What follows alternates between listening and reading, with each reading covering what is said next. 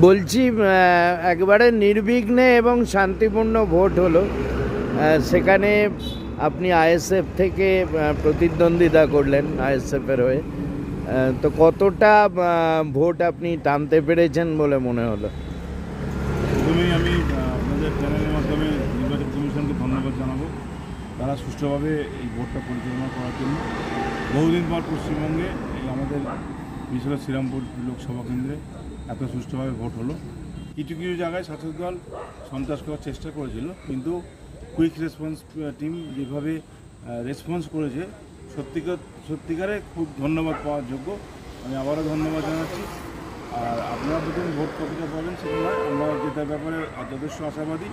আমাদেরকে বিভিন্ন বড় মিডিয়া আমাদেরকে হাইলাইট করেনি, কিন্তু সাধারণ মানুষ 4 তারিখে বুঝিয়ে দেবে। আজকে বুঝিয়ে দিয়েছে, 4 তারিখে আপনারা দেখতে পাবেন যে সাধারণ মানুষ কীভাবে আমাদের সাথে আছে। আমরা যেটার ব্যাপারে যথেষ্ট আশাবাদী।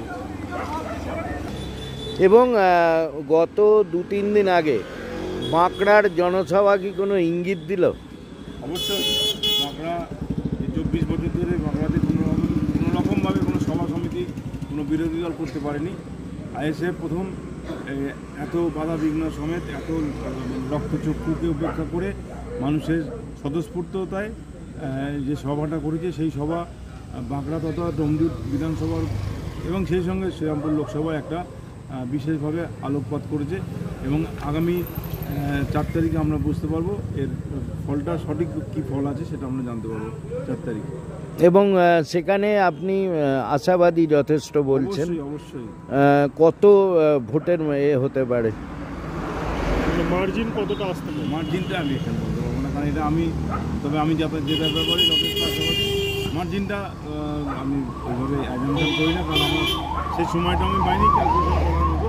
কিন্তু আমি 7টা বিধানসভার মধ্যেই যে স্বতঃস্ফূর্ততা আমি দেখেছি মানুষের মধ্যে, তাতে আমাদের জেতার মানে অবশ্যই আমরা পুরো জায়গায় আছি।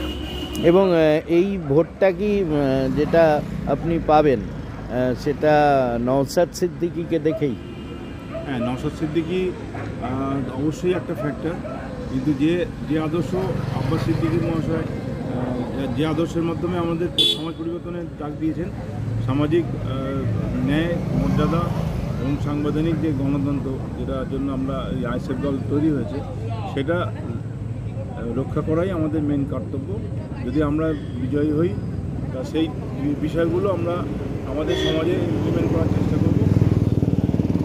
এখানে আমাদের নীতি এবং অবশ্যই আব্বাস সিদ্দিকী নওশাদ সিদ্দিকী একটা ভূমিকা আছে এবং জনগণেরও একটা ভূমিকা আছে। তারা এই যে অরাজক পরিস্থিতি চলছে সারা ভারতবর্ষব্যাপী, সেই অরাজক পরিস্থিতির উপরে তারা ভোটটা দেবে। আজই বলেছি, যদি আমরা জিততে পারি আমাদের বিশেষ করে আমাদের শ্রীরামপুর লোকসভা কেন্দ্রে যে সংখ্যালঘু এবং দলিত আদিবাসী এলাকাগুলো আছে, সেখানে শিক্ষার পরিকাঠামো বলে কিছু নেই। আমরা আধুনিক যে শিক্ষা যে প্ল্যাটফর্ম, প্রত্যেকটা প্রাথমিক বিদ্যালয়কে আমরা অত্যাধুনিক করব, অডিও ভিজুয়াল সিস্টেম করব এবং প্রতিটা বাচ্চাকে উইথ শুটেড বুটেডভাবে আমরা স্কুলে নিয়ে আসবো। আর দ্বিতীয় কথা হচ্ছে আমাদের স্বাস্থ্য বিষয়টা আছে, সেটা আমাদের ওয়েস্ট বেঙ্গল সরকারের দৌলতে একেবারে তলানিতে পৌঁছেছে। আমার সাহায্যে আমি চেষ্টা করব কেন্দ্রীয় সরকারের বিভিন্ন প্রকল্পগুলো যাতে আমাদের এখানে ইমপ্লিমেন্ট হয়, বা বিভিন্ন রকম কাজকর্মগুলো যেগুলো আছে সেগুলো করব। আর দ্বিতীয় বিষয় হচ্ছে গুড গভর্নেন্স। আমাদের বর্তমানে যে এখানে যে শাসন ব্যবস্থা চলছে, এখানে কোনো সরকারি